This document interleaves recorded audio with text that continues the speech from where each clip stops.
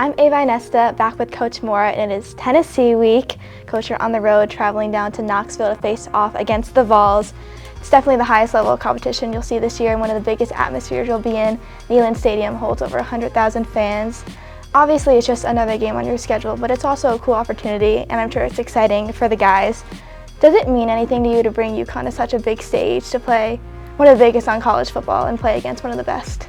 Yeah, it absolutely does, but it's how we play that matters most. I mean, I think it's a great opportunity for our players to play in front of a huge crowd on the road in a hostile environment in the SEC against a really good football team.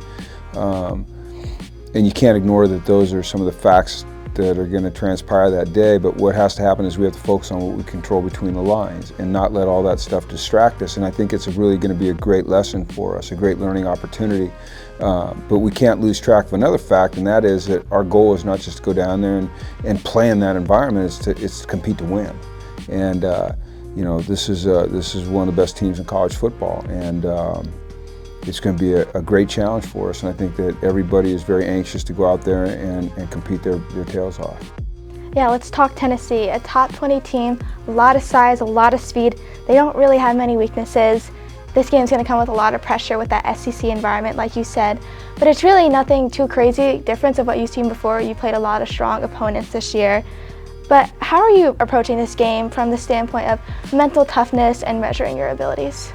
You know, I think what's really important if you're trying to build something is that you're consistent week in and week out, regardless of who you're playing, where you're playing, or if you just won or you just lost, that you continue along the path that you think is going to bring you to success eventually. And so you don't want to put more emphasis on one game and less on another, because then you play to the level of your competition. So for us, it's every week trying to play to our standard of excellence, and we're getting closer. Now, will it be more challenging this week? Yes, it will. But that just means that we have to elevate. And as we elevate, we got to make sure that we never fall back down. So this is a chance for us to just step it up a notch, step it up another notch, step it up another notch. But essentially, it's how do we prepare and how do we perform that's going to dictate how we play. One of the key stats from last week was the time of possession.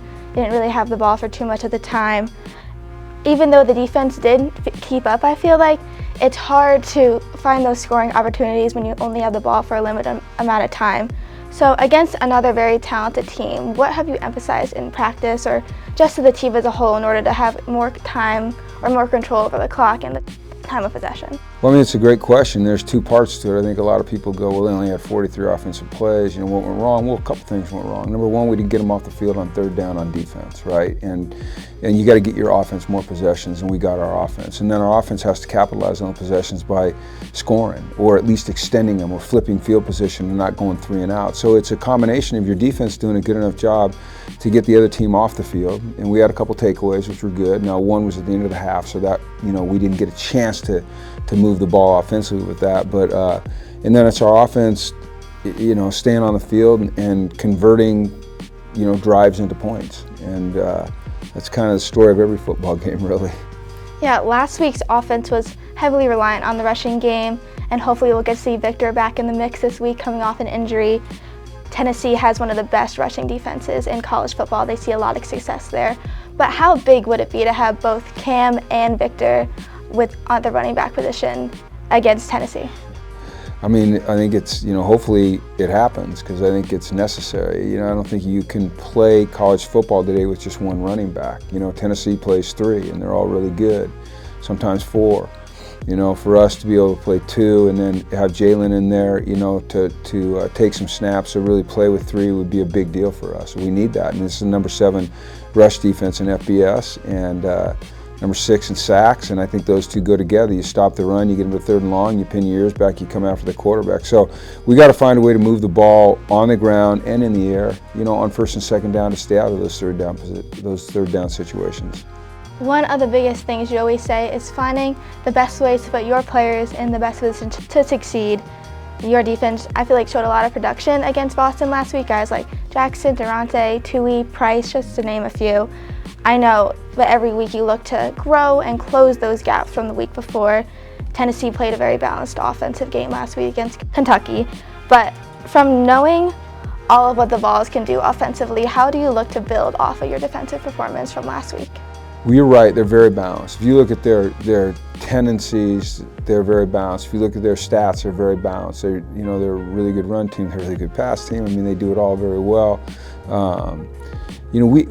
We have to be more effective stopping the run and forcing them to throw the ball. I think you always want to try to make your opponent, one-dimensional. And I think, me in general, in terms of football, that starts with stopping the run. So we have to be more efficient stopping the run. Now, when you do that, when you commit more guys to the run, then you become a little susceptible to pass, but hopefully we can hold up back there. They're a very good run team. They want to run the ball. So I think, again, it comes down to putting that fire out. Boston College ran the ball well on us, and that's one of the reasons they were able to sustain those drives. So, focus on stopping the run, but not going overboard. Just go run. I mean, we gotta stop the plays that they run. UConn will travel down to Rocky Top to face off against Tennessee this Saturday, November 4th. Kickoff is at 12 noon on SEC Network. Until then, Coach, thank you so much, and best of luck in Knoxville. Thank you.